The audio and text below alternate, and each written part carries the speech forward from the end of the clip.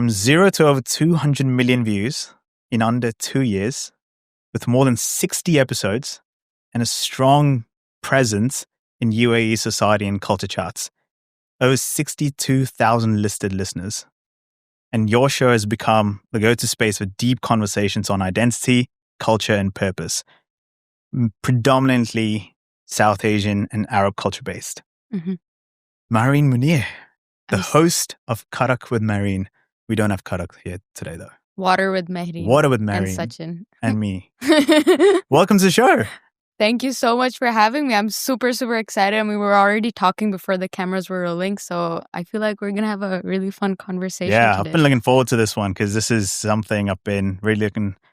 There's so many topics here I was thinking about and I'm like, oh, there's so much to do. I don't even know if we'll cover This is how I feel in every show. Yeah. There's so much that you do research for, but you only get to talk about maybe 10% of it. Yeah. So 2 hours is never enough. Oh, I know. Definitely. Yeah. And it's like podcast host. Gotta up my game. But you studied computational systems or comp sci. Mm-hmm. But then you went into podcasting almost immediately. Yeah, pretty much. How? What was that mindset? Talk me through that mindset. So, to go back, I actually loved economics. I wanted to get into econ. That was my ultimate goal when I was in high school. Mm-hmm. I started college at this new program. I was the very first batch and I found it really exciting. It was in Zayed University. So I was like, this is cool. Let's do it. When I entered into it, there was an econ course, but later on it was removed from the program. It was not removed. It was just became a sub course under a bigger course. And I didn't want to take that because econ was just a small part of it. Then I started doing a little bit of data analytics. I was like, okay, this is interesting. A little bit of coding. I was like, okay, let me get into computational systems. I started doing that. But no matter what I would do, I would try my absolute best to focus and be like, let me try to make it work. This is interesting. It was interesting, but it was just not enough for me. I was like, this is not what I picture myself doing in the future. I don't picture myself becoming a programmer, becoming a computer scientist of any kind. So when I was in my second year of college and I was getting bored of what I was doing, it just pushed me to, okay, why not do something outside of university? And it just happened to be a podcast. I loved having conversations with people. I knew I wanted to create content because I wanted to put myself out of my comfort zone because I despised making videos of myself. I despised it. And then listening to my voice afterwards, which I feel like a lot of people have that. I cringe every day. Exactly. Every day. Yeah. Until now. I can never sit down through an entire episode of my own. I can when I'm only listening to the guest, not my voice. But anyway, so I wanted to put myself outside of my comfort zone. And I was like, I have to start creating content. That's the most uncomfortable thing that I could do right now at this very moment. And then it evolved into a podcast. Interesting. And do you have entrepreneurs in your family? Yeah, my dad is a businessman. My dad actually encouraged me a lot to start a kind of podcast. We didn't know what it was because he suggested it 3 years before podcast boom happened in Dubai. So he's been suggesting it for a while now, but I was just very uncomfortable in front of the camera. So I was like, I don't really want to do that.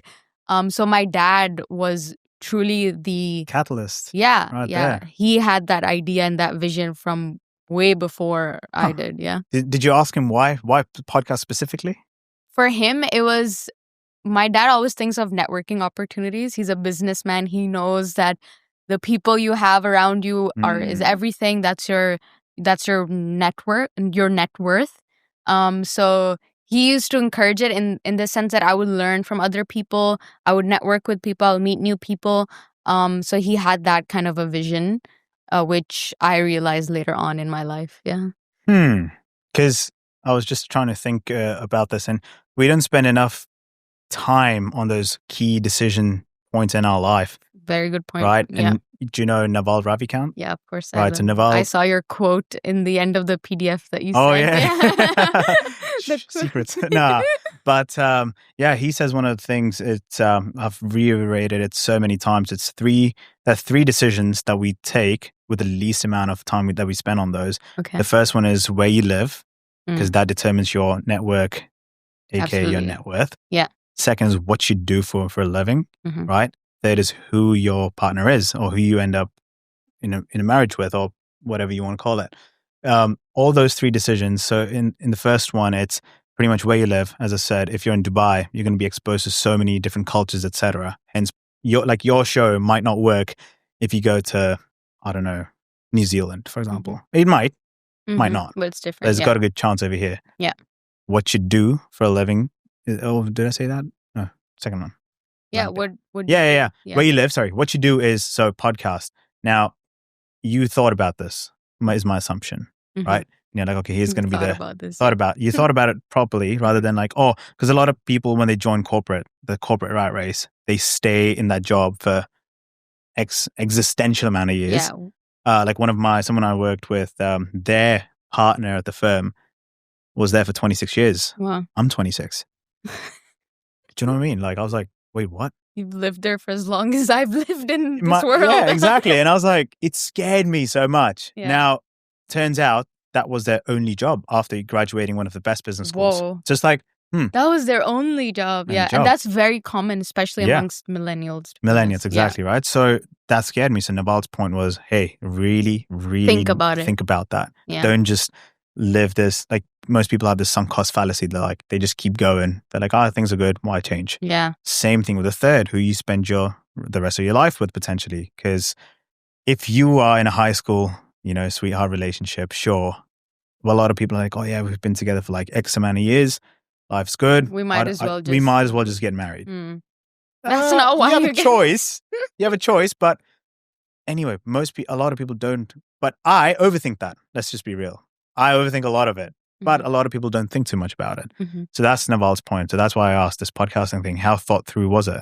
That's such a good question, because I've also talked about how as young people, we do not spend any time to just sit with our thoughts, like when we're young, especially.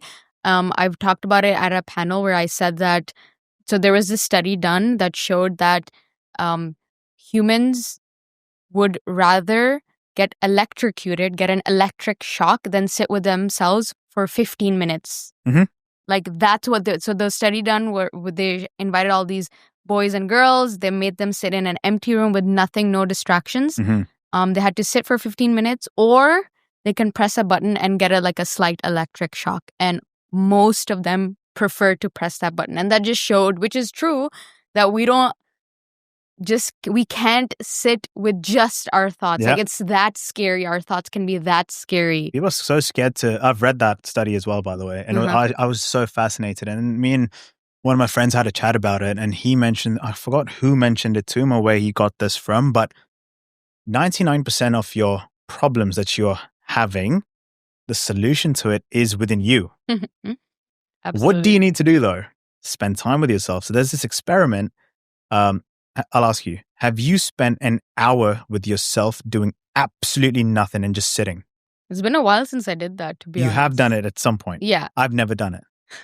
I don't know. I think about doing it and just something comes through. But 1 hour in a room, 1 hour is probably a lot. Yeah, I think I've probably done it like 30 minutes. There's something fascinating though. So my friends who have done it are like, once you hit that 30, 40 minute mark, you get into this, you know how you say flow state? Yeah. Flow state within thinking. Yeah. And what happens is you start unpacking your own problems and dissecting them, and you unpack your thought process. It's like, do you know ayahuasca? Yeah. It's like doing ayahuasca, but not really. Yeah. But like within some way or the other. in some way or the other. Yeah. And then you will start coming up with solutions to yourself. Yeah. It's the best time when I get creative is when I'm on a run or a walk. So it kind of just goes into that. Yeah. So that's why a lot of ideas come when you're showering. Like, I think that's such a common it's thing. only for singing though. Besides that.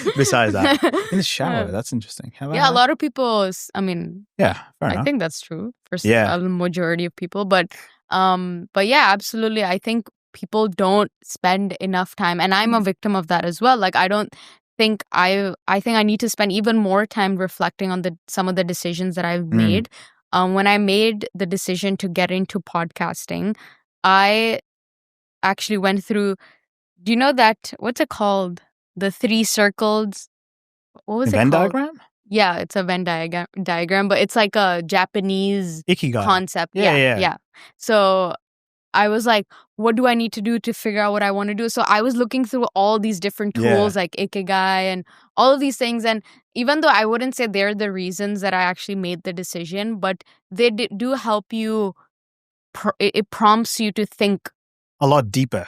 Yeah, it prompts you to think in that way. So I remember I still have the book. I think it's even in my bag. Same. Where in the last pages of that book, I was literally just writing down every possible route I could take right in that given moment. I was like, should I just create content about like solo, do like one, my initial idea was, it was called 1 minute, one learning. So it was like 1 minute videos about like one learning from school or from uni or whatever. That was the initial idea. So before Karak with Mahreen, it was actually called 111. And then I changed it to when I started Karak with Mahreen. But yeah, so I wrote that, okay, I want to get into that. Or I loved doing speeches.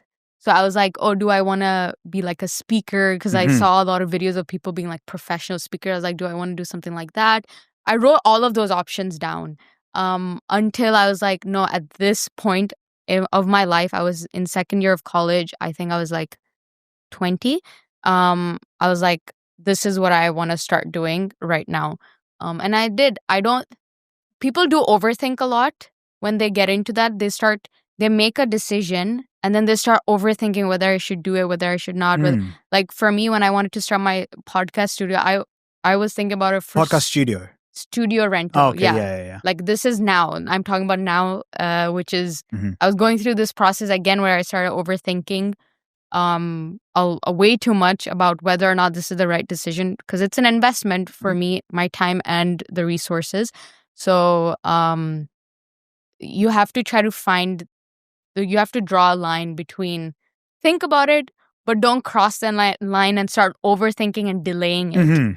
Which was, I think I've gone through both, and I've realized that you have to think about it, but after you've like realized this is kind of the realm I want to go into, just start. Even if you haven't planned it properly. Like when I figured out, okay, podcasting is sort of the realm I want to get into, like content creation, maybe inviting a guest, maybe doing it solo.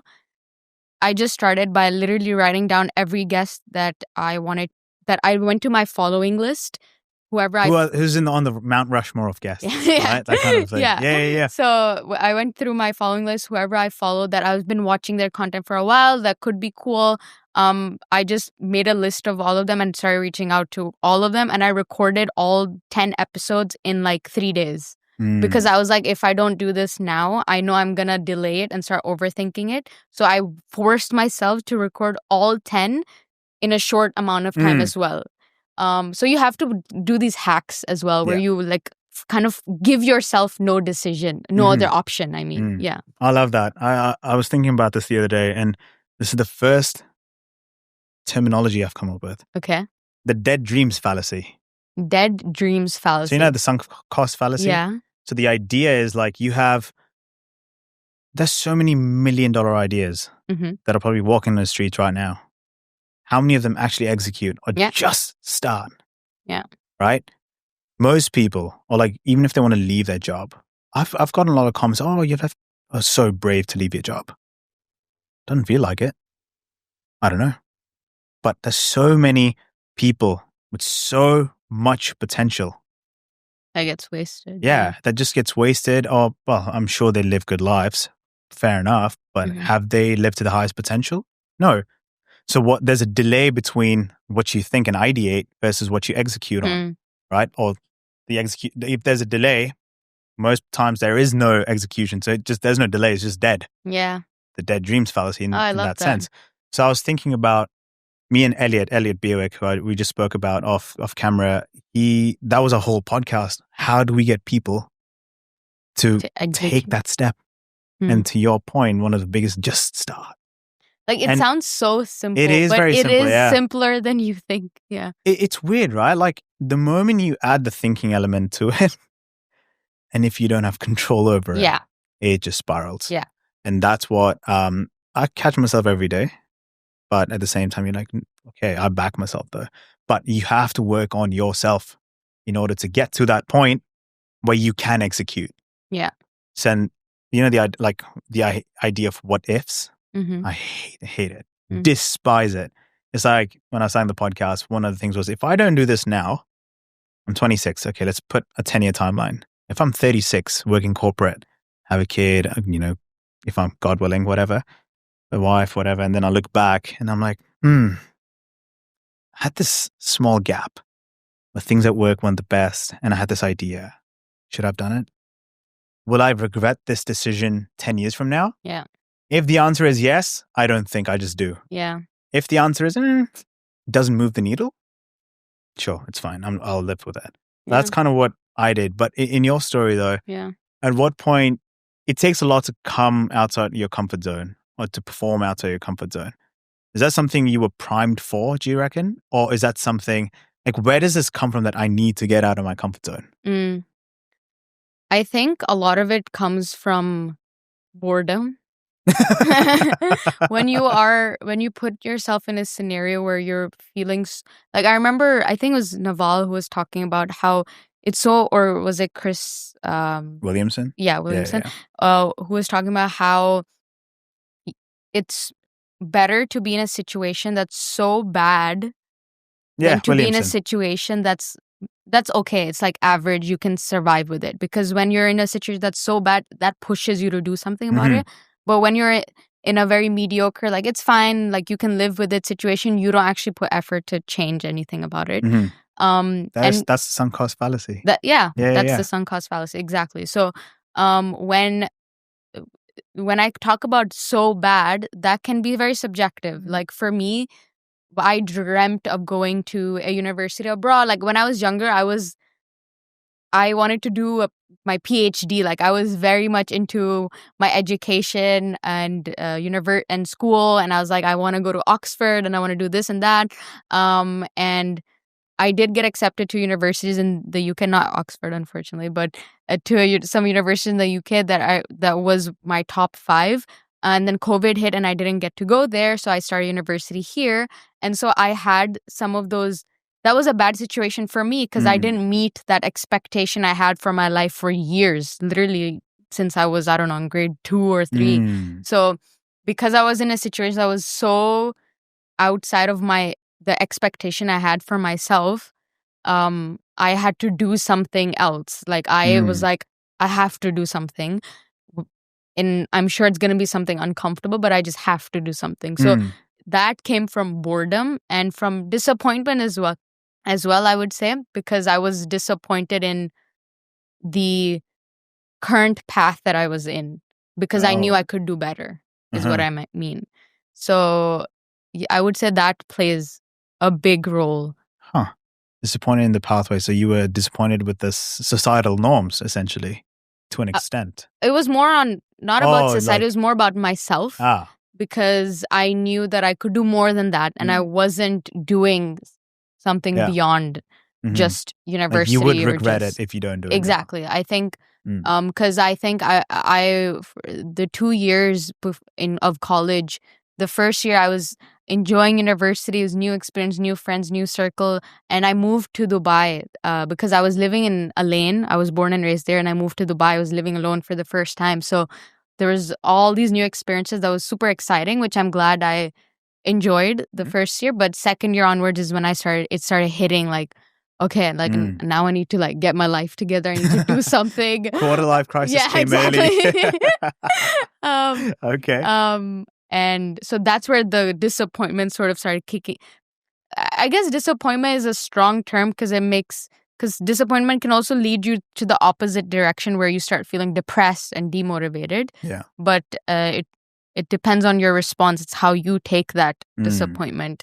Like, for you, when you started your podcast, you probably felt like you could do more than the current job you were in. Oh, 100%. It was, The path is, so I had during COVID, I spent some time with someone who's done very well. Mhm. And I experienced life, and I've said this before, which I never thought I would. It was insanity. And I was like, how does this person do that? What's the difference between me and them? Interesting. And I was still at uni, undergrad. And I was like, okay, if you work corporate, can this be achieved? Very materialistic. I'm not that materialistic, but at that point, I was like, how do you get to this point? Yeah. So I was like, okay, it's definitely not corporate. Because I looked at the salaries, looked at inflation. I was like, no, it has to be a Doesn't business. make sense. Yeah. Okay, so what do I do? And back in high school, or in sixth form in England, I had a personal training business, just for students, really. And then I was big into sneakers during COVID, Jordans, all of that kind of. So I started reselling kind of thing. And then had an investment fund during COVID. Okay. Just like, because I was doing banking and finance as my degree, traditional lectures, you don't practically do anything. It's all theory. So I was like, how do you long a stock or short a stock and that kind of stuff. So I was like, with a bunch of friends, we're like, let's just pull in some money that I made through cricket and let's just pump it in. And that's how we started. And it did okay. And then we just took everything out before I moved to Canada. So I had like these experiences and I was like, I enjoy it. Like if I make a loss, it's my loss. I'm responsible. Yeah. Someone's not pointing a finger at me. But then I was like, I have to work corporate, like just to learn the game. How do these big companies work? Why are they so big? Those kind of things. So when I moved to Canada, I didn't know what consulting was.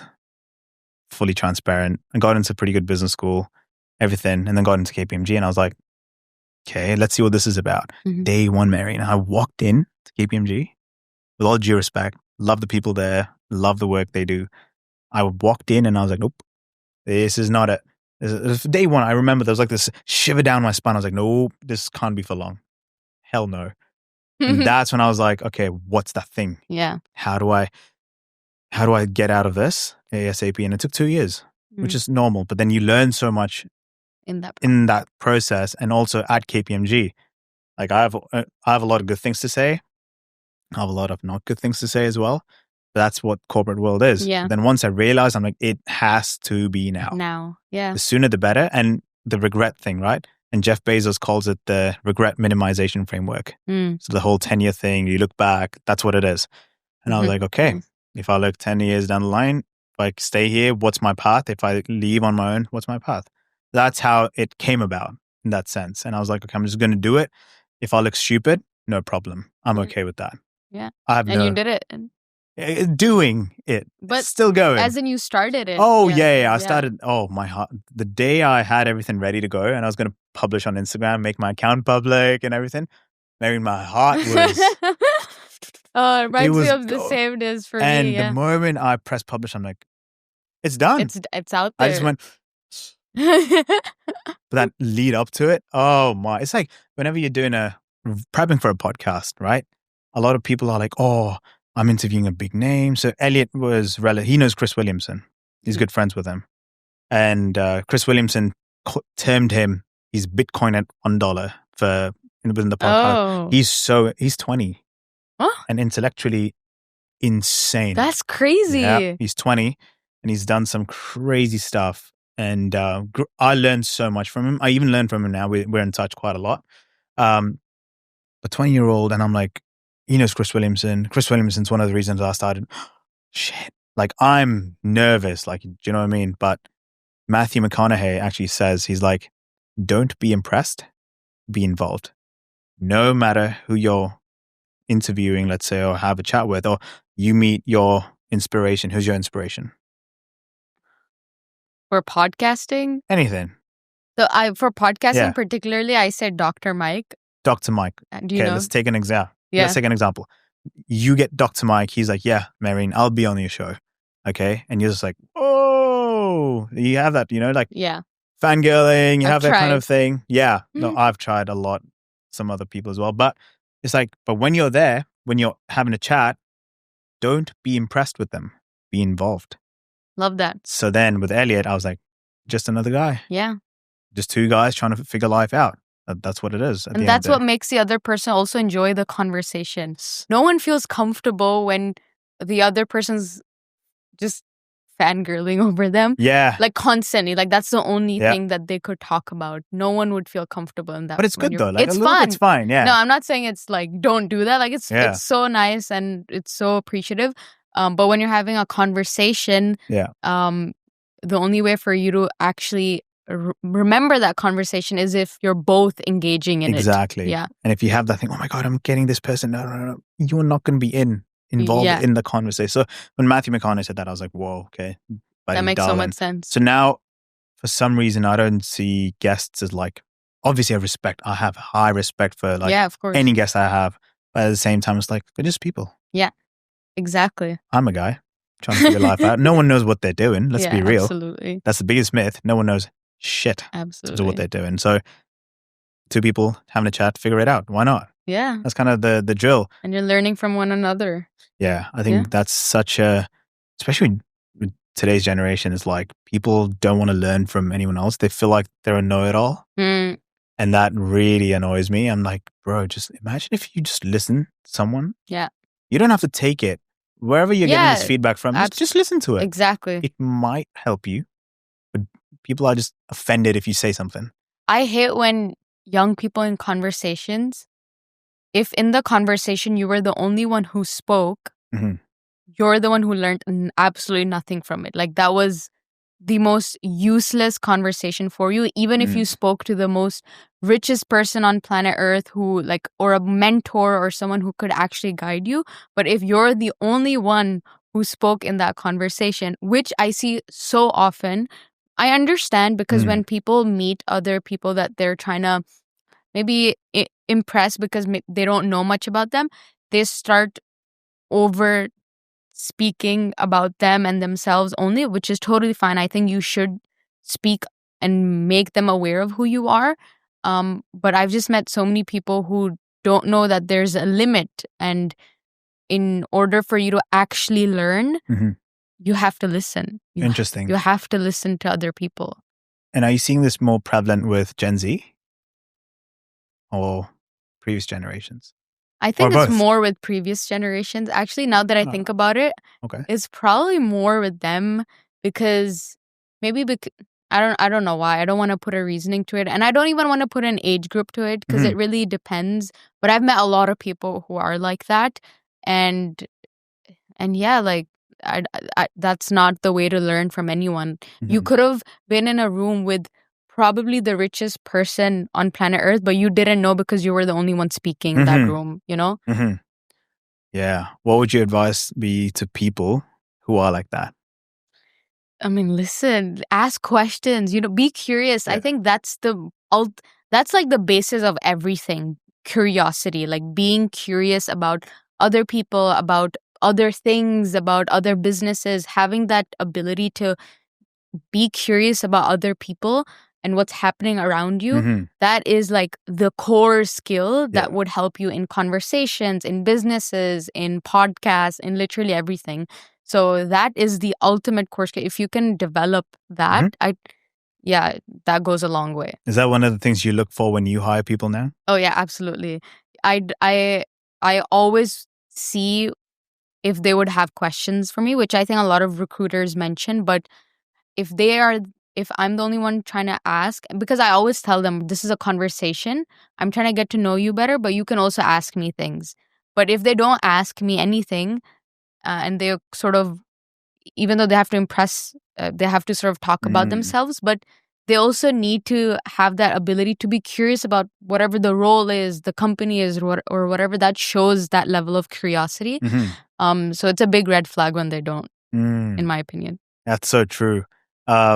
Every time I've done well in interviews, it's just a chat. Yeah, exactly. The thing I like to think is, and this is the best way I did it. It was like, okay, why should I be nervous? There is no point. Why? Because obviously you have to show them that you're a good fit for them, but you don't have to put that on a pedestal. You've got to see if they're a good fit for you. Exactly. You have to. It's a 50-50 thing. Exactly. It's not a one-way show, but most people get so nervous and overthink that I have to do well in this interview. I have to show them the value. No, you don't. See if they can show you value. Then you know it's a good company to work for. Otherwise, Thank you very much, mate. No, thank you. 'Cause But I'd send still down do a couple- your best. Yeah, no, Just- do your best. Yeah. Be on your best behavior. Yeah. Not too casual, whatever. Prep. Absolutely, Especially if it's case studies and all those kind of things. But if you want to work at a very good company, you have to make sure that they are a good fit for you, not as just well. the other way around. That goes back to the whole thinking thing where you have Bingo. to sit and think. About yourself. Yeah. And like just sit with your thoughts for just 15 minutes, 30 Oh, minutes. It goes a long way. It really helps. And I struggle. I like meditating, but I struggle with meditating because it's like, oh, guest prep. Oh, something else pops up. Oh, friend said this. Oh no, I got to go shopping. And they're like, But wait, I what? think writing helps. Writing helps you? It makes it helps you construct your thoughts better and like process it slower, because when you're just sitting and thinking, so many thoughts come at the same time. But when you're sitting and writing, you slow down those thoughts, if that makes sense. So you're able to articulate it one by one by one, and like it goes step by step. So for me, writing helps. You journal a lot? I wouldn't say a lot. Okay. I would have to do more, but I know when I'm going through a phase where I am feeling a little overwhelmed or I'm confused and I'm like, there's a lot going on right now, I need to like sit and think about it, then I would write. So that like I use a remarkable. I don't want to. I'm giving free promotion, but that's like changed my life. I love the remarkable because remarkable. Do you know it? Yeah. It's that the digital notepad. I know it's so dumb. Like all my friends and family are like, it's literally just a notepad. You can use it. You can use physical paper, which I understand. There's something about physical paper though. I found it's although my iPad right now has this thing called Paperlike. Okay. And it feels like paper. It's like a screen protector, but when you actually write on it, it feels like you're writing on paper. Oh, that's exactly what remarkable is. Oh, yeah. Like, it's so this the is sound awesome. and everything. Yeah, the feel. Yeah. Yeah, and like the graphite stroking the paper kind of thing. Yeah, same, man. But when you write on a piece of paper, it's different. There's something like you're pouring your soul, and that's that's how I feel, and I'm like, yeah, it's like it's actually written down. Now. Yeah, physically like it's there, permanent now. Yeah, so it's like it's gonna happen, or like it's gonna. That's interesting. And when you mention like, do you have any mechanisms when you deal with when you said you become overwhelmed? Right, you've mentioned you're an overthinker, but you've said you enjoy overthinking as well.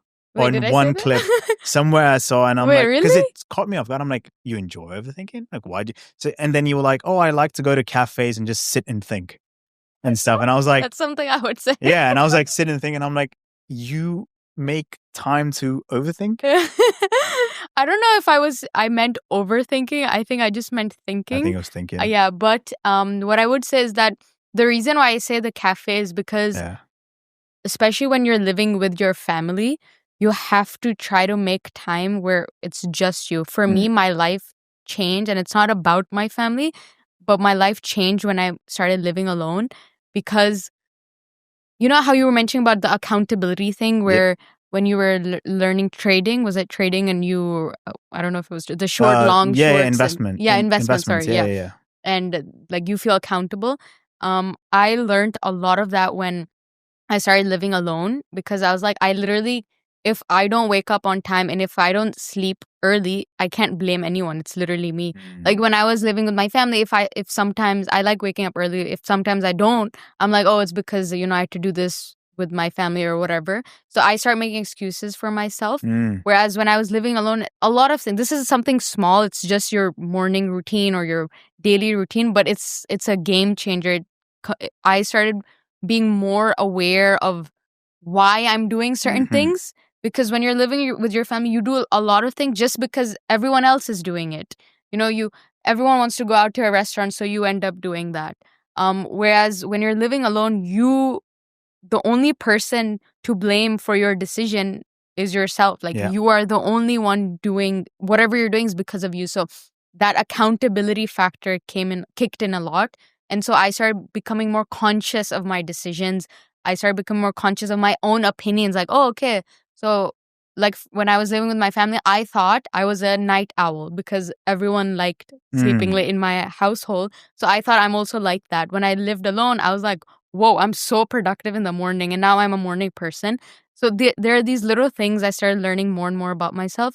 So probably when I mentioned the cafes, when you're not living alone, when you're living with your family, try to find spaces where you can just be by yourself. Yeah. Like, I wouldn't even, for me personally, I wouldn't even recommend your bedroom in your house because I feel like you still have some sort of distractions. So I prefer to go to a cafe, a quiet cafe, and sit and think. Yeah. That's fascinating because ever since I've been living alone since 2016. Boarding school, university, masters, now job. Wow, yeah. Now, so you become so independent where you actually understand. It teaches you so much. Yeah. And everyone needs to do it at some Yeah. point. So my sister now, she's just gotten into uni. She's living alone and she's going through this cycle of, oh, what do I do? How do I do? Oh, I got to clean my dishes. Like, this is like you clean dishes? Yeah, What? I know. That was me. Right. And you go through that thing. But it is so vital. Yeah. For you to understand yourself at the end of the day, but also getting these routines dialed in, and you learn so much. But do you think the fact that you moved out and lived alone made you a high performer? I wouldn't say so because, I mean, I would say that when I was with my family, I was also very, very focused, very committed on my education. But so I would say I was still a high performer then, but I wouldn't think too much about what I want to do. Like, I was in school, I was doing A-levels, and that was like my route, right? So I was like, okay, whatever route I'm in right now, I'm just going to make the most of it. So I put in so much effort in that. But when I started living alone, I started realizing that, okay, I don't need to follow the same school route. Like, maybe I should start thinking of what else I like, what else I want to do. So I just became more aware of what I want. But in both scenarios, I would say I was still very committed to whatever path I was in. Gotcha. But some people feel they're high performers when they're living alone. So it depends. I found it ever since coming back and living with every time I come back, there was once where my sister, this is last time when I came back, last year in November, when my sister told mom, she's like, oh, he doesn't get it. What's he doing? And my mom goes, you do realize he's been living alone for 8 years. So for him, He's a lot like of these that. things, like it's, and for me, I'm like, mom told me privately, and I was like, oh, maybe I got to just be a bit more attentive. Like, I like my space, but I am living in someone else's place as well. Yeah. So now when I came back this time, I'm like, I'm very cognizant. Okay, I'm in a family environment. Yeah. When I'm working, I can't work at home. Especially now, Same. not possible. I open Never. laptop, someone from the left side, hey, Oh do you my want God, this? my head on the left side, and you're like, get me out of here. No hate to them. No hate. My mom's always like, what do? I don't even bother you. I'm like, it's not you. It's I've just told like, him I love you, but not right now. Yeah. Like, just please let me do this. And like the whole Wi-Fi thing is killed me on this trip. Because in Canada, like a 2-hour episode, for example, 20 minutes, boom, done. What? 1.5 Gbps. Yeah. UAE is like the fastest internet of the world. Fastest I would hope data. so. But it did, like right now, a 2-hour episode takes like friggin' 5-6 hours. So I was like, Mom, I have things happening. I got to edit a lot and like just, and they're like, oh yeah, we have guests tonight. Oh yeah, that's such Wait, a big what? thing. No. I don't care. Please. And then, anyway, so that's kind of the dynamics of how you are as you grow old. You want more independence, but at the same time, you want to spend time with your family as well. And it's such a weird... it's a double-edged sword where you're like, I want to spend time. I don't see them that often, but I still got to work and I got to build. And I'm like, it's a mind game. Yeah. It's a mind game and just absolutely messes your head up. At least it does for me. But do you feel guilty when you're not spending time with them? Yes. Is it guilt? A lot of guilt. Okay. And I don't know if it's, because the thing is, you're not going to be 26 again. You're not going to be in a position where you're starting out this venture of yours, whatever that might be. And there's this whole societal norm of you've got to hustle. And that's what you see in Dubai. That's what you see in North America. Everywhere now. It's sort of infiltrated everywhere. So I got to hustle as well now. Yeah. And if I'm not hustling, I'm not doing enough. I'm looking at my so-called competition. All right, Mahreen's doing this. Elliot's doing this. Williamson's doing this. Stephen Bartlett's doing this. And I'm like, what am I doing? I'm just one guy trying to figure this out. And I'm so far behind. I'm not going to make it. Yeah. Or like, and then you play around with it. But then you're like, my parents are getting old. Yeah. My sister's Such doing a all. big paradox. Yeah, and then you're like, what do you do? Yeah. And I don't have a solution because I'm still going through it. But I'm understanding one thing that helps. And you can feel free to counter or add your thoughts to it. It's just enjoy whatever you're doing at that point. Pick a decision, do it. You've got to find that balance, which is, okay, if you're here, do that family thing. Do it. Like, enjoy family time. Be in it. Don't think about work. I'll be like, oh, because of you, my work's being affected. That's what I'm learning now. Yeah. It's your decision. You made it. But when you're working, you're working. Yeah, absolutely. And I'm like, if I can be neutral within myself to be like, just spend time with your family. Okay, I'm good. If I'm working, I'm working. Yeah. So that helps a bit. But I wish there's a way to make it even more easier, but I don't know what that is. Yeah. Because I agree. Like, I feel so much guilt when I'm not spending time with my family. And even when I am spending time with them, I'm thinking about work. Same thing. What's left and what I need to do. And the reason why I asked you was because from my experience, I felt girls felt it a lot more than guys did, especially in South Asian cultures. That's why I was curious to know your answer, because some of my friends that I have who are living alone, who are guys, when I ask them this question, they always say they miss their family, but they never say they feel guilty, because they're always like, I mean, this is what I have to do. It's just what I have to do. Whereas for me and for some of the other girls that I talk to, we're always like, I know this is what I have to do, but in the back of my head, it's like, oh, I left my mom. She wanted to go out, but I couldn't take her out. Oh, I didn't do this. And I feel this more now because I lived alone for around like 4 or 5 years before. So now my family moved to Dubai. I'm living with my family again. And so you're back. I'm back. Yeah. So now when I was living alone, of course I felt that guilt all the time, but they were still not living the same city as I was. So I didn't feel that much guilt because I was like, I mean, I can't really spend time with them because they're a little far. But now that I'm living back with my family, which is interesting, I'm living back with them. But because I spend so much time outside of the house when I'm working, doing episodes, all of these things, I only come home in the evening and I barely talk to them and then I go to sleep. So that is when I feel guilty that I'm like, oh, my parents are here and I'm still not spending time with them. So that's why I feel guilty a lot. And I just felt like girls in our society felt that a lot more. But I mean, everyone has different experiences. My only reason why I started thinking that way was I was watching a Chris Williamson episode and he's like, solo episode, he's like, spend time with your parents. And that got me thinking, I was like, this was 3 years ago. And I was like, oh, hello. Knock, knock. I was like, oh, damn it, Chris. And at that point, I was like, ooh, parents. And every time I've come back, parents are getting a little bit older. Not all, a little bit older. My sister is 18. When I moved to England, she would have been, quick maths. Come on, buddy. What was it? She would have been 8. Oh, wow. She's that young. 8, 9? Now she's 18. I missed her teenage years. So did you visit? Oh, yeah, I did. Yeah, but like every time But I'd you come, barely obviously yeah, and then saw cricket, because I was doing professional cricket. So I had these two things. I was managing studies and this and then family. It was like, yeah, but my sister just grew up. Wow. And now the other day she was driving me and I was scared for my life. I'm like, you're still 8. You're like, first of all, how do you know how to turn on a car? Like, yeah. I'm like, no, not sitting with you. And she's like, I'm good. I'm like, I'm not. So yeah, she just grew up, and then all of a sudden she's reminding me. She's like, buddy, you're 26. I'm like, huh. Thanks. Okay. And then I'm like, oh, I've grown up. Like, all of a sudden. Yeah. Just like this weird parrot. But guys, I feel like the ones who work on themselves. But now I feel like the stereotype of guys need to be machos and like, that's being broken down where guys can be vulnerable. And I think it's so important for guys to break down. It's okay for a guy to cry. Yeah, of course it is. Why are we even totally talking about that? That's so basic. But it's weird, right? Like most people, like I can't cry in front of my family. I've had occasions where I should have, but I couldn't. I need to be the one who's strong. I don't know why.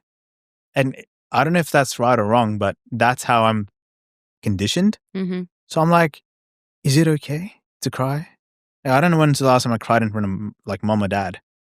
or sister. I don't think so. I don't think they've seen me like sad and stuff, but not But like never cried. no. Wow.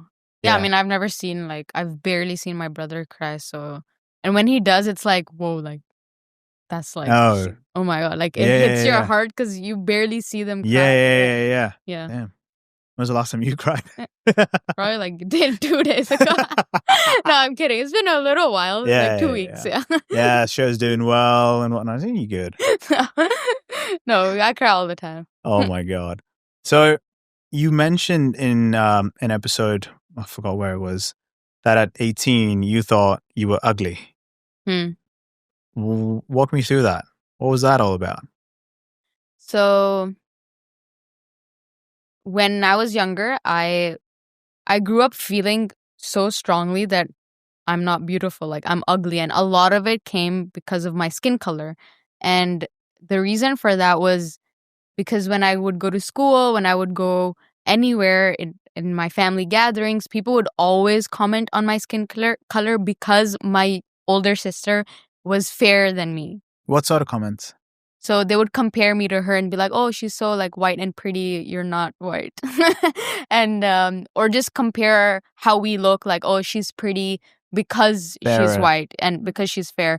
So, and no hate to my sister. I love my older sister, but You sure?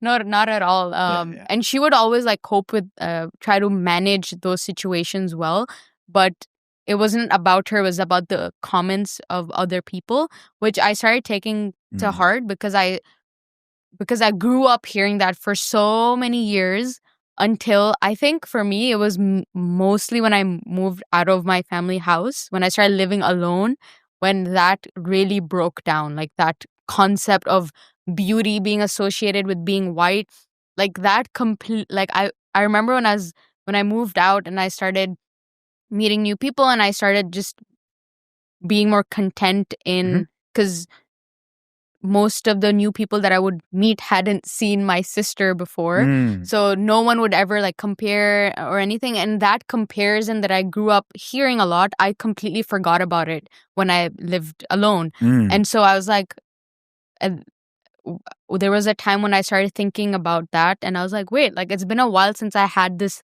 comparison thought in my head. Like, why haven't I thought of that in a while? And I was like, it's because it's not true. Like, it doesn't matter what people are saying to you.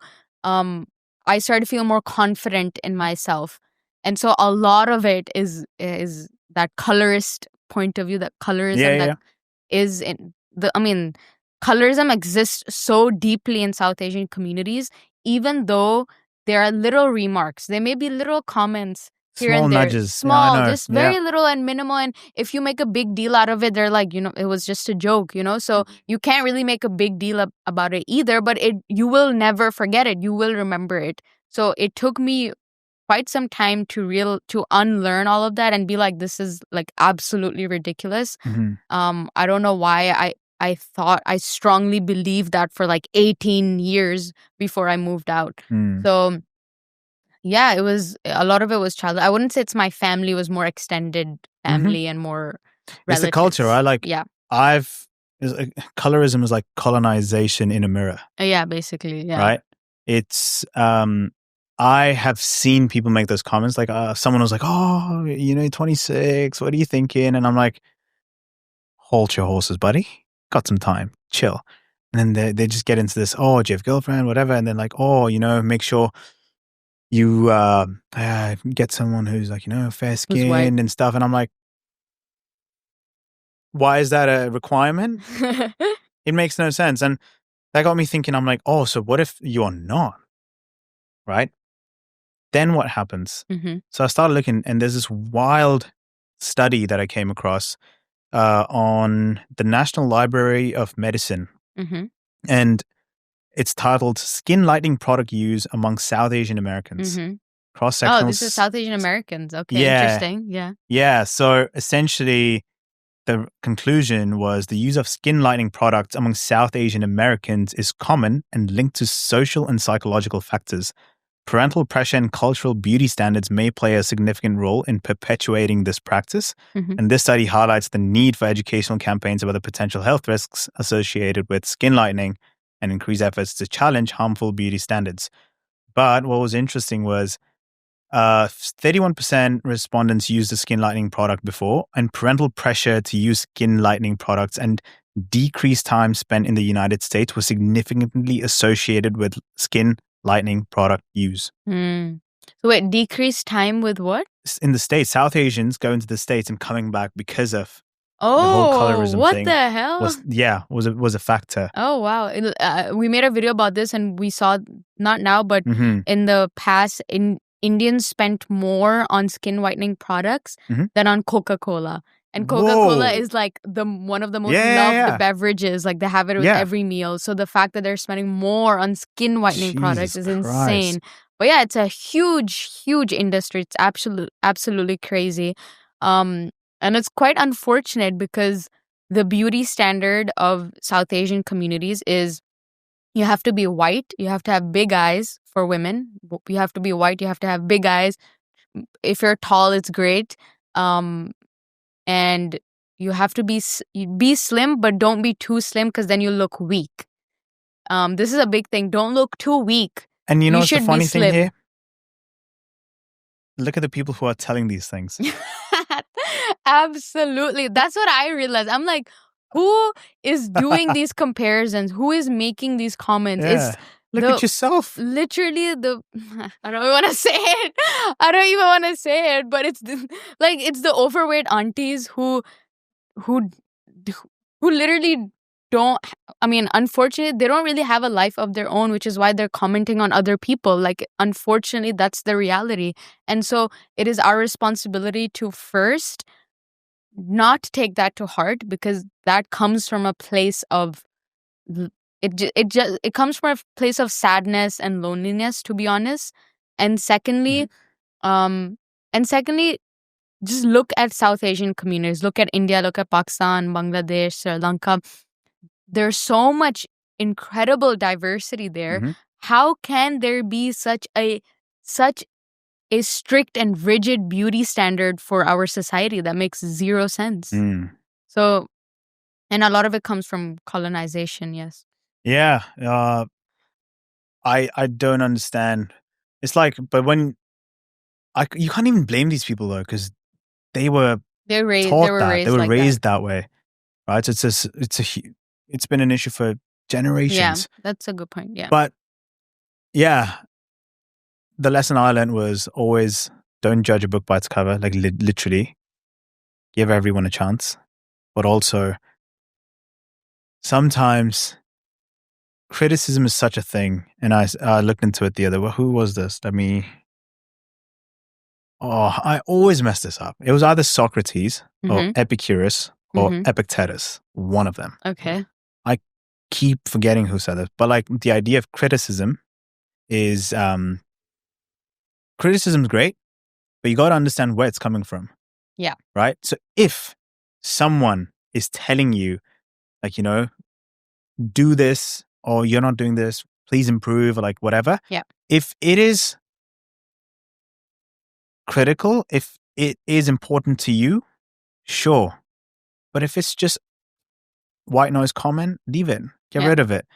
It's got to be credible feedback. Yeah. If it's not credible, there's no point. Yeah. Because there's so much, you're going to receive more critical feedback than anything ever, right? So it's like within the colorism, I don't know how that kind of plays into it, but like some people take it too hard, I would imagine, because I've had comments, and this is something I actually want to get into, is South Asians in the West, right? Maybe you have come across as well.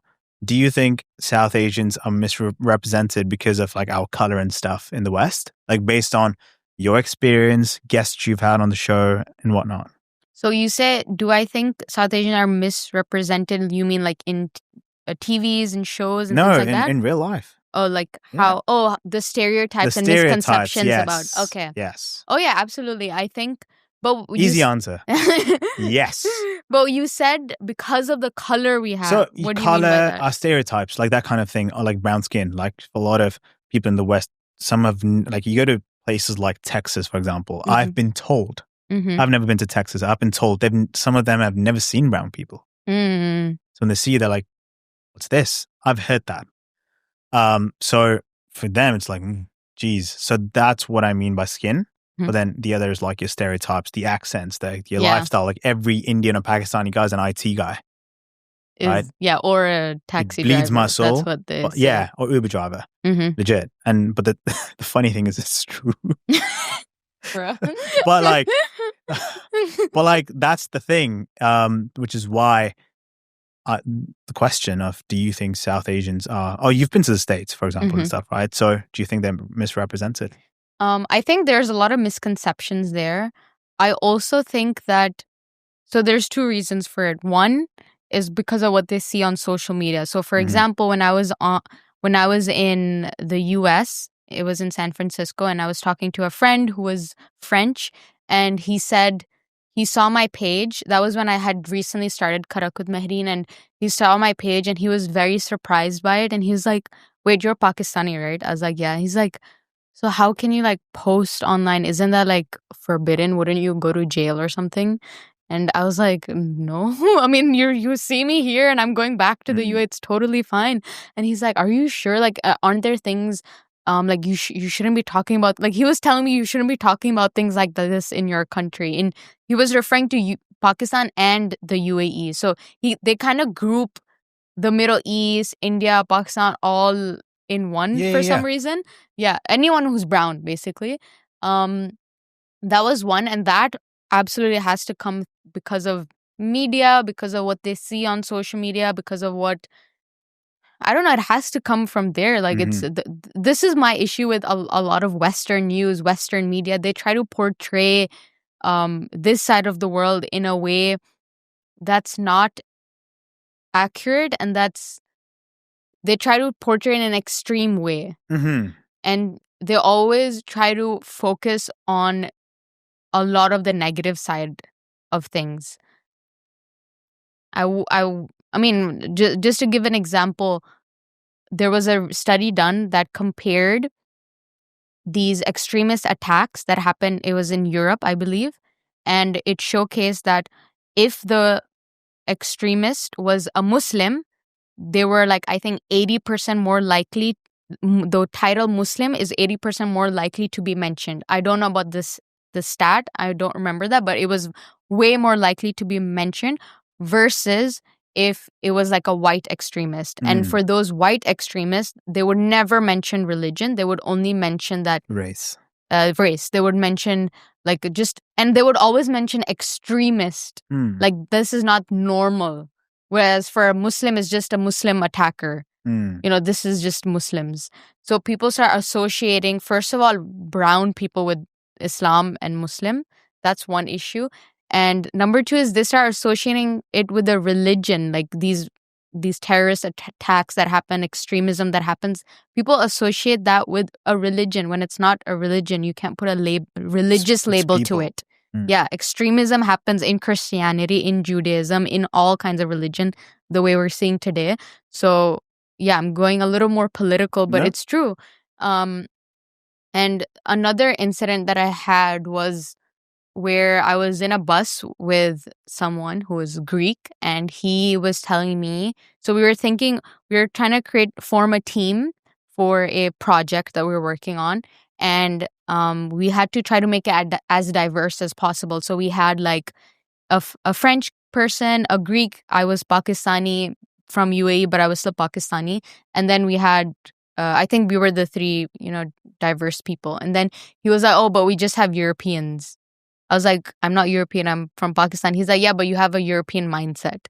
I was like, "What is that supposed to mean?" A European mindset. Because probably he saw my mindset match to his. So that just means I have a European mindset, and Pakistani people probably have a very different mindset from what I had. And I was like, what is that supposed to mean? I'm full Pakistani, born and raised in the US in the UAE, through and through. So where did this European mindset come from? And then he apologized later, but I think there is, and usually it's like these slight comments. Like if you hear that, it's not a major comment. I've had a decent amount of those as well. You would probably have a lot of it because you've lived there for so long. Yeah, it's weird because I'm obviously Indian, but I've been raised decent, like in a few places, predominantly the West though. So a lot of people when they see me, they have a stereotype attached in their head.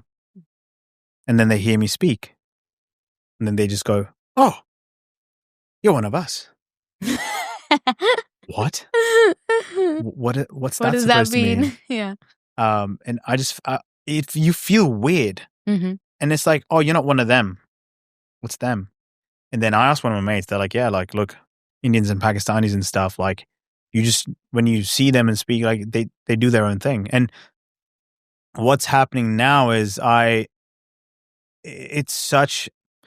very disappointed with our people. I'm saying Indians, Pakistanis, like the South Asian people. I watched this reel. This British Indian guy, he literally looked at, he's like, people, like Indian people in Britain are pretty well accepted on average, right? We adapt to the British. We become citizens.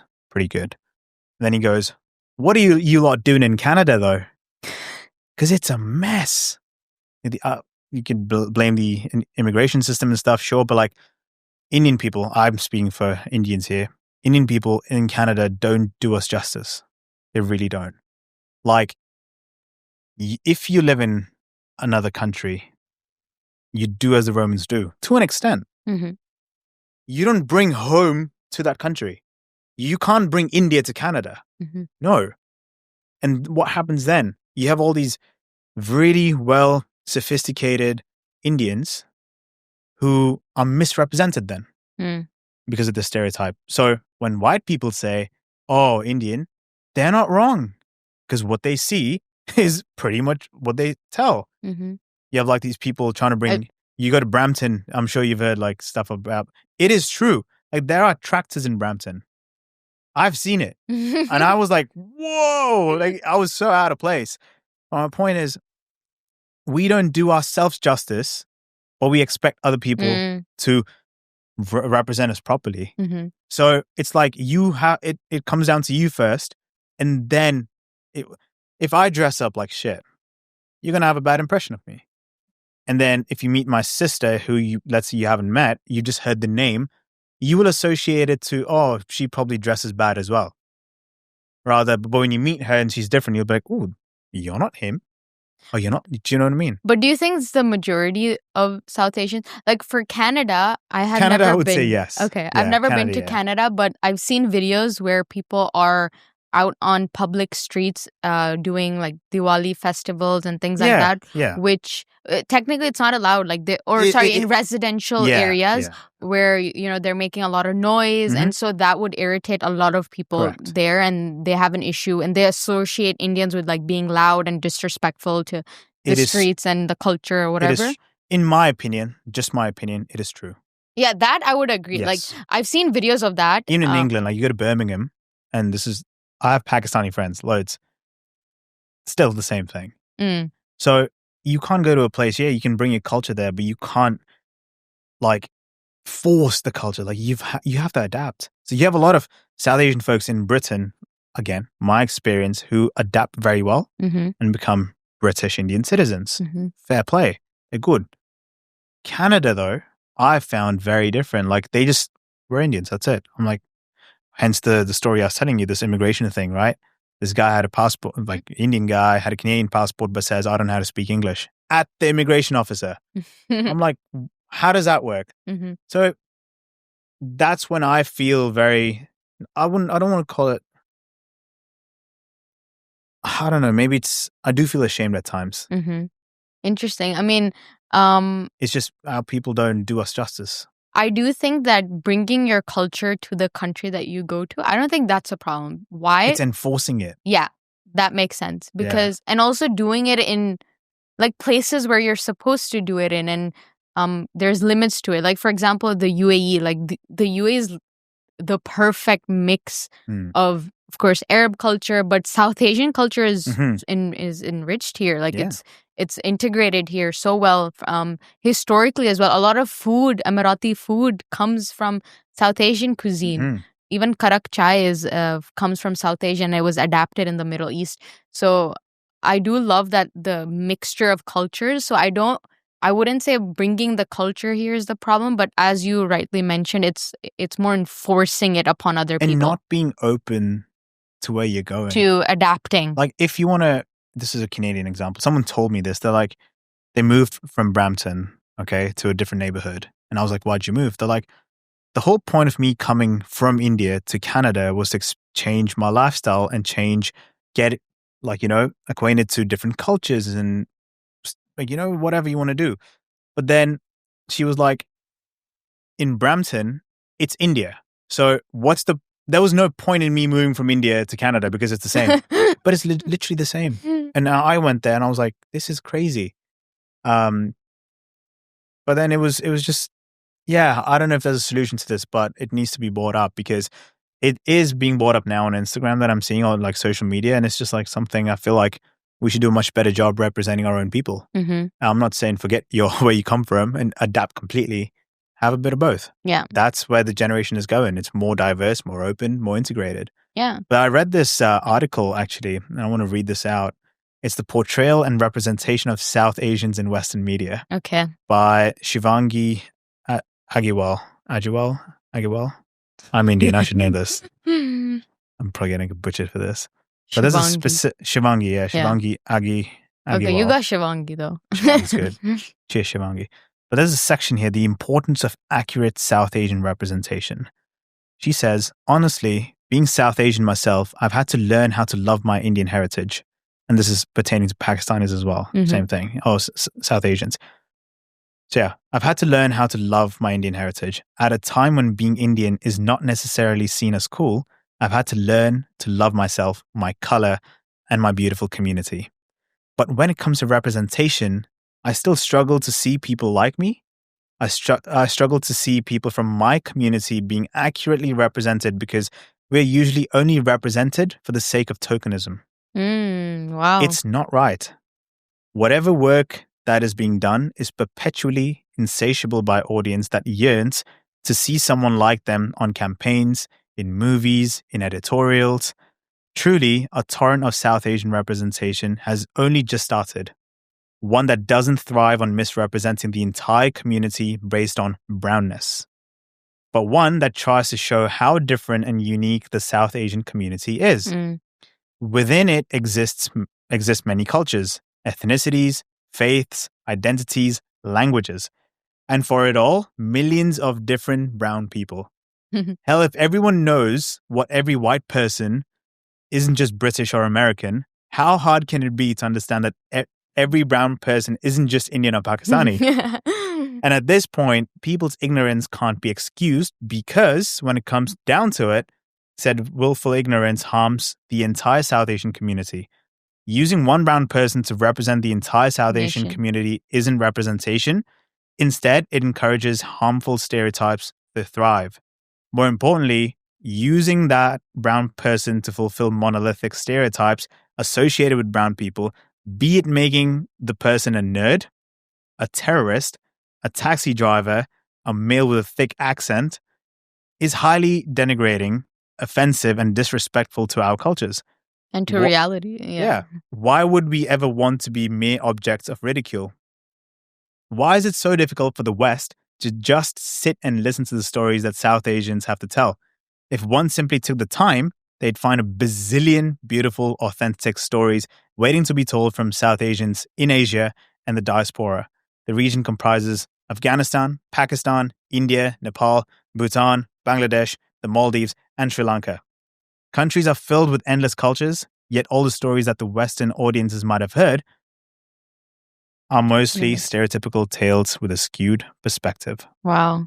That's awesome. I mean, beautifully written. Pretty long, but beautifully written. And it reminds me of this podcast I had with Preeti Malik. If you know her, she's a radio host. Yeah. So Preeti Malik, and we were talking about the Indian accent, and she mentioned something that I hadn't really thought about before, and she said that the Indian accent is always used when it's for a joke. The Indian accent is always used for a joke when it's when you want to make fun of someone, whether it's in media, but also in real life.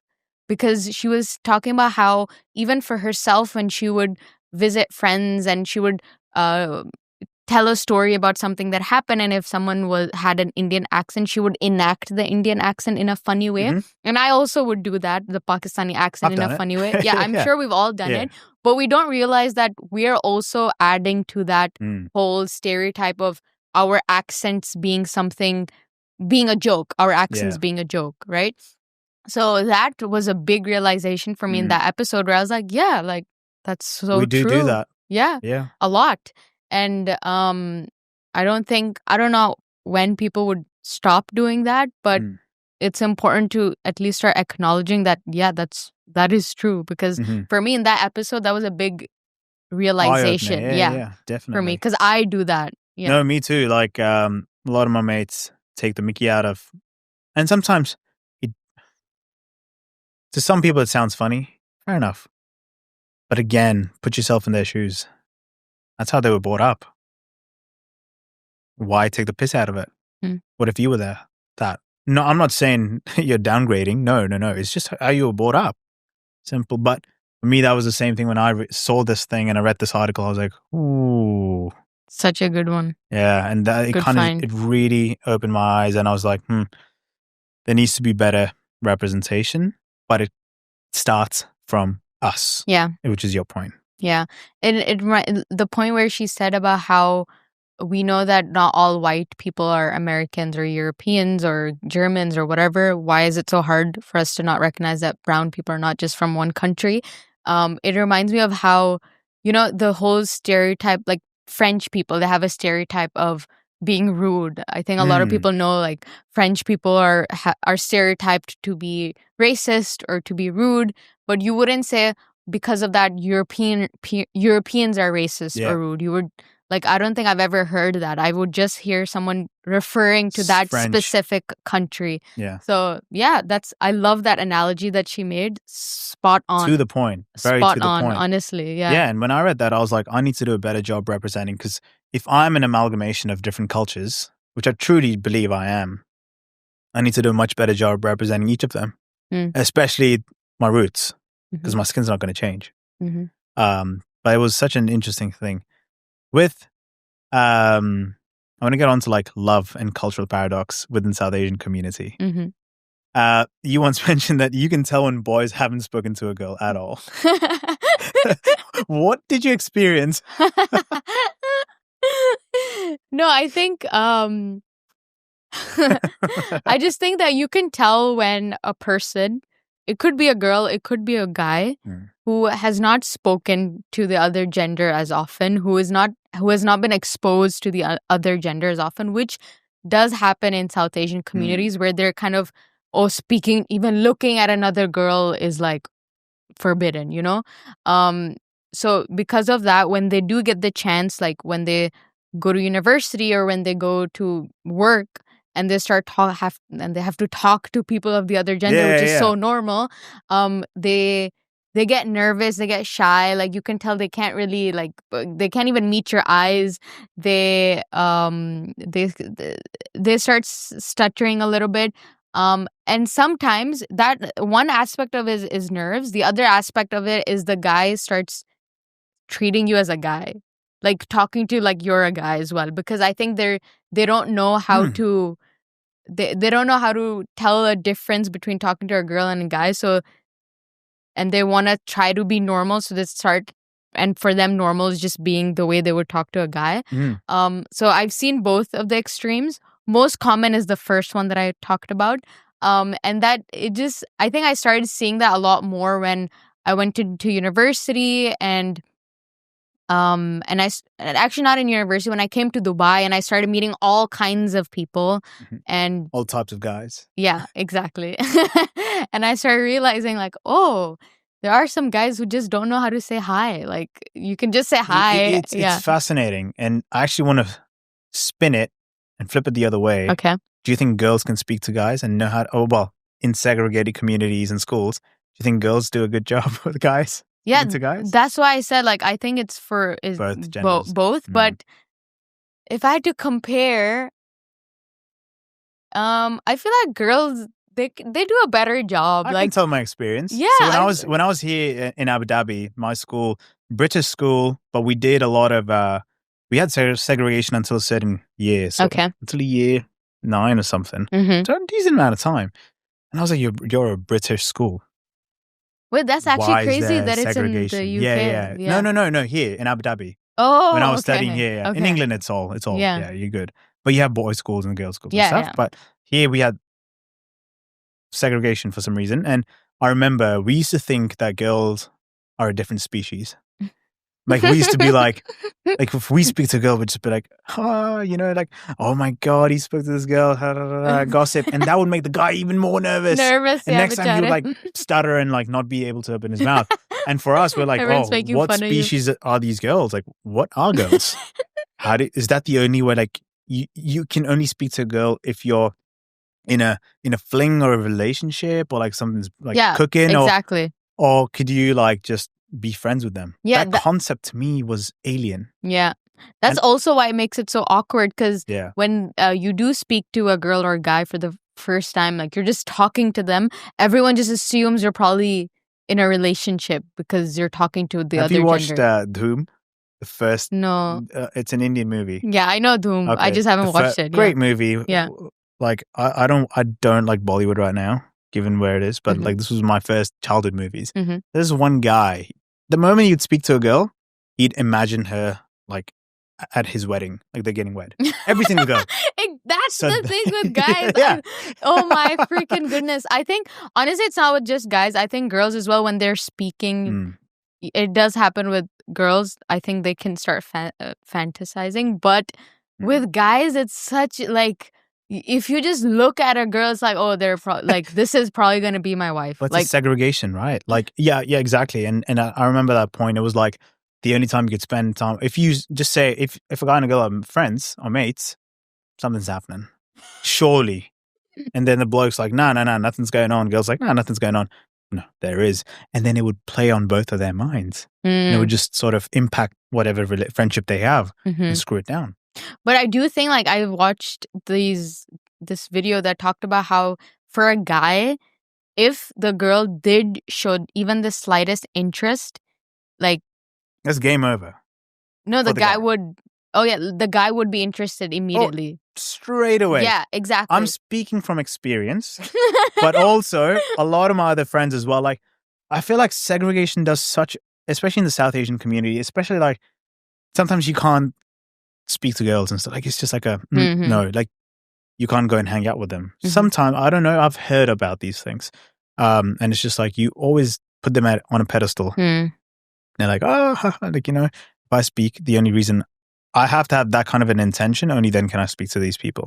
Or like girls, I was like, it's a bit weird, but then it really messes you up for the future. Because when you go into a work setting, you'll be getting wet every day, multiple times in a day. In your head. That's so when you funny. forget the job at hand. Like the girl just smiles at you and you're like, she is interested into me. Wifey material. Done. Smile? Check. Done. When are we getting married? Set the date. Do you know what I mean? Like, yeah. That's what I've seen guys like go down and like they forget, they lose themselves or like they try to act a certain way and whatnot. So I was like, it's so funny. But I would say like, of course, there should be boundaries between girls and boys. Like 100%. There should be boundaries. Like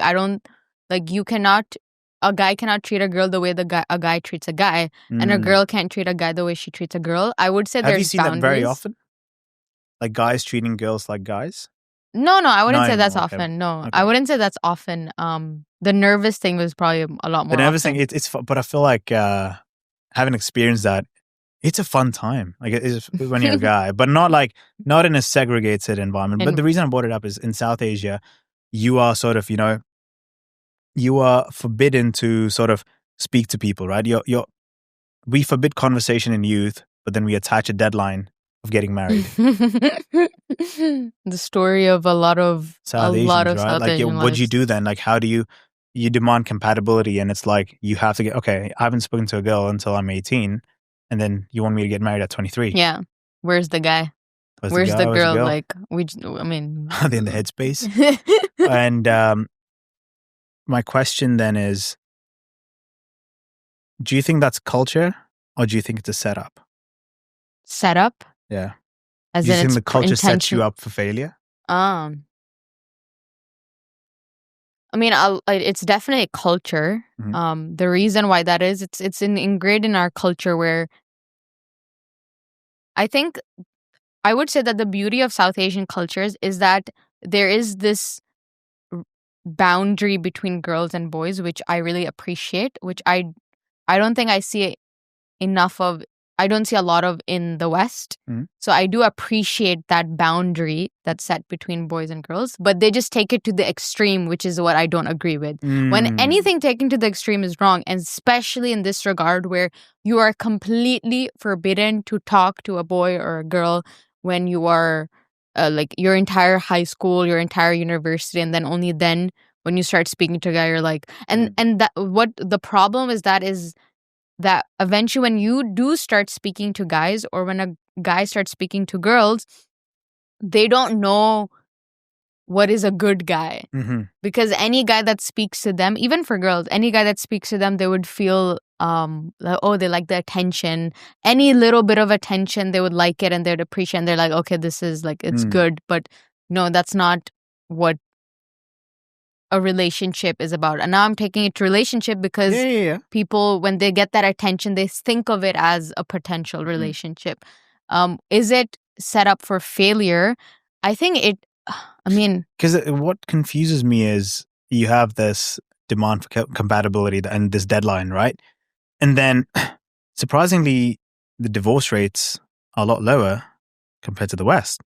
So I'm like, is that like you kind of just happen and is it a sunk cost fallacy sort of a deal over here situation where you're kind of just done, married, and that's it. That's life now.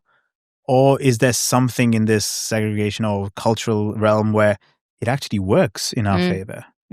That's what I used to think about, because especially when I started this podcast and I started talking about arranged marriages and my issue with them.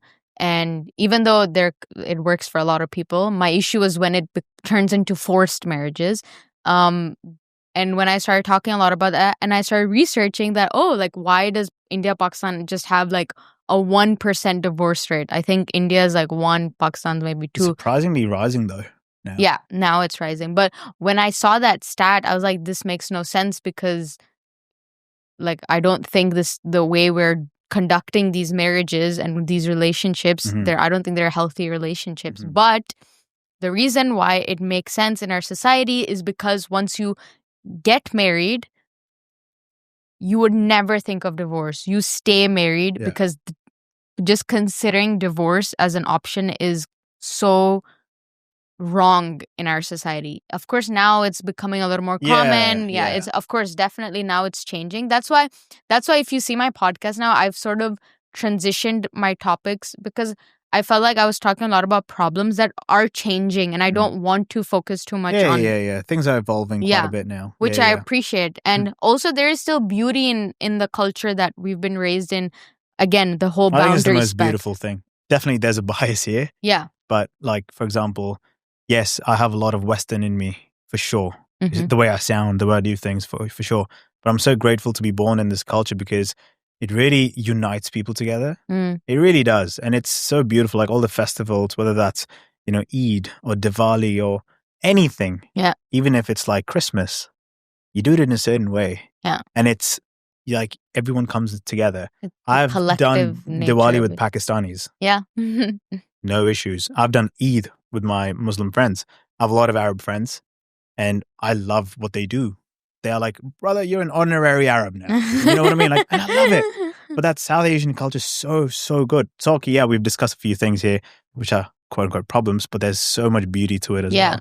And I do want to make sure I cover that but it's in, where were we? Sorry. No, absolutely. I agree. Like, there's so much beauty of it. And that's why I think. And it's evolving. Yeah. That was the point. It's evolving and things are changing. And I think there are things that are still taking time to change. And there are certain societies that are slower than others. Like, I know maybe there are certain parts of Pakistan that hasn't evolved that much compared to others. So I can't generalize it to all of Pakistan.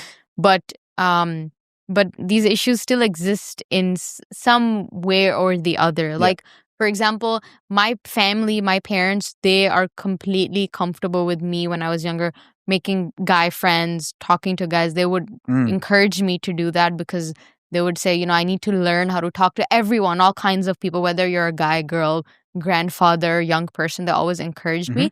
But they knew that maybe my extended family, if they saw me making a lot of guy friends, they would judge it, or they wouldn't feel very comfortable about it. So I know that certain families it works, certain families it doesn't work. You can't generalize it to everyone, but that problem will still arise. The problem still exists in some way or the other. Yeah, is what I'm trying to say. Yeah, it's interesting. Like India is fairly liberal, like Hinduism, the religion, and a lot of people there's a lot of multiracial weddings now, especially in India. Yeah. Interracial Yeah, interracial. I mean, same thing. Educate yourself.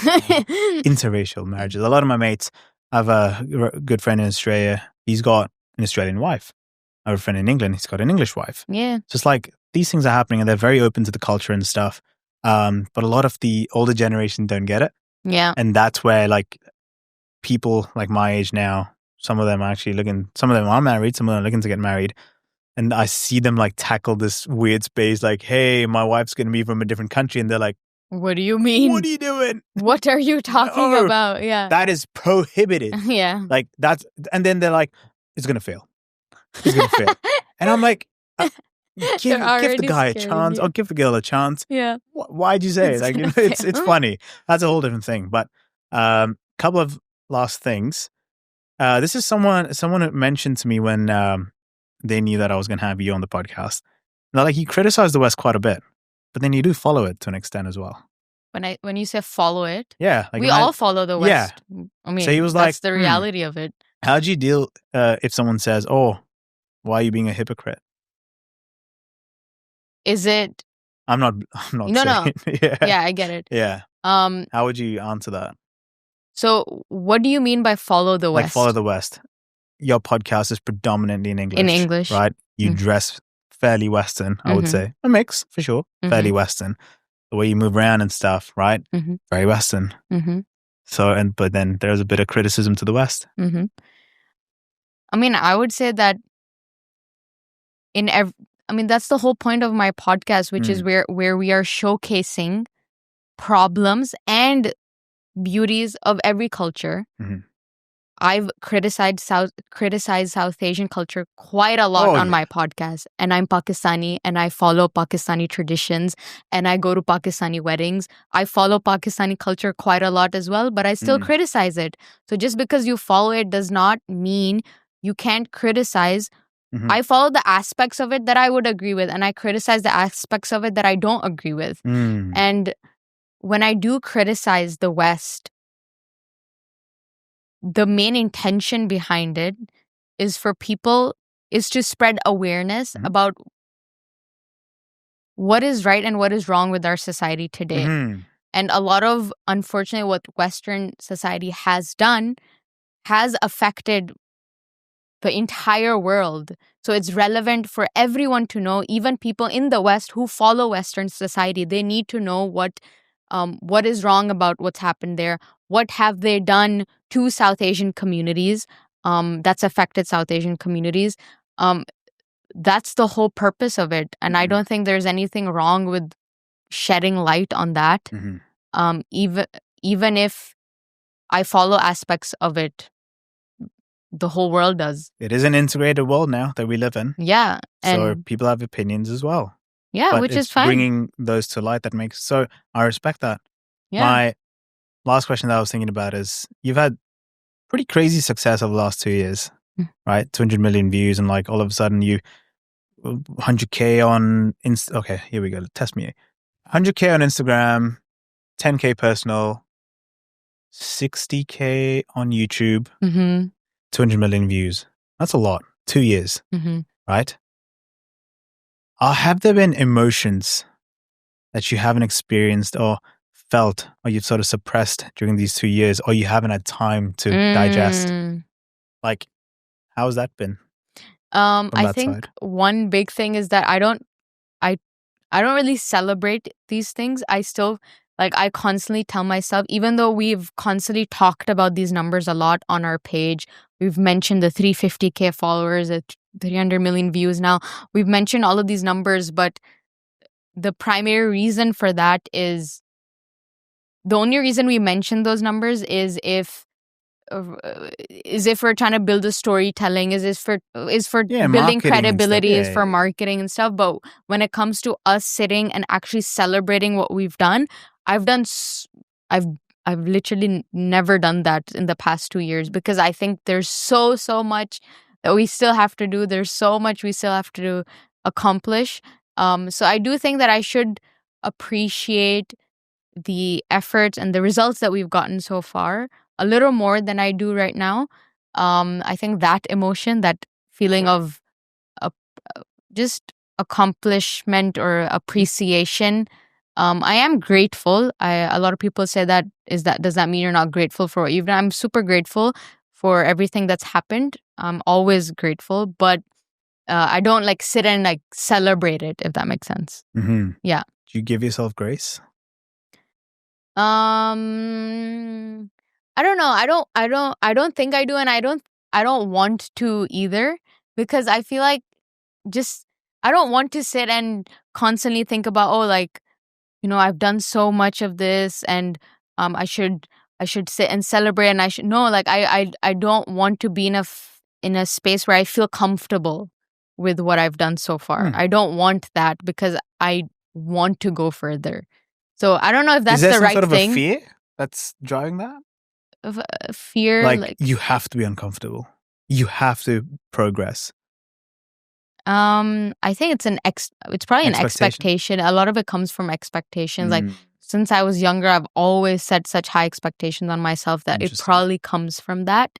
And the people around me also sets expectations, so it's a whole ecosystem of expectations. Echo chamber. Yeah, just expectations. Basically. Done. Yeah, I wouldn't say it's fear. It's mostly that. I've learned recently to enable yourself to give yourself grace. Mm-hmm. Like, there should be days, I think, where you're like, Mahreen, hold on, just a quick little, keep going. You got this.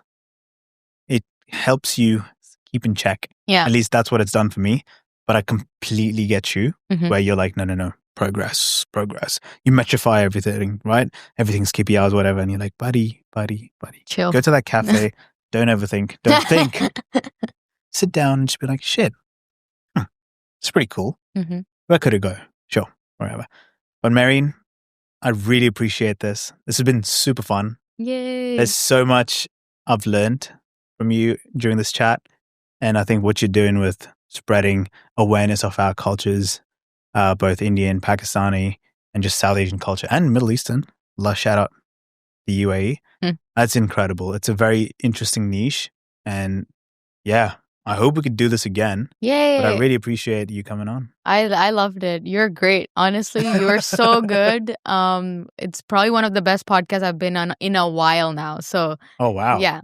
Wow, that means a lot. No, thank you very much. No, yeah, you're great. Thank you so much. And I wish you the best of luck. This is awesome. Thank you very much. Yeah. Ladies and gentlemen, Mahreen Munir. Hey, you. Awesome job for getting to the end of the show. It really means the world when people actually get to the end of an episode, because there's so much to learn, right? And I hope you have. If you have, chuck it in the comments below what you've learned, what you found interesting, controversial. Love to engage with the audience. And if you are listening to this on Spotify, feel free to drop us a 5-star rating, because, at the end of the day, that's what's going to drive traction for us. But, if you don't, that's okay. No problem. And if you're on YouTube, like, share, subscribe. There you go. Keeping it raw and authentic here right now. Do all of that good stuff, and I'll catch you in the next episode.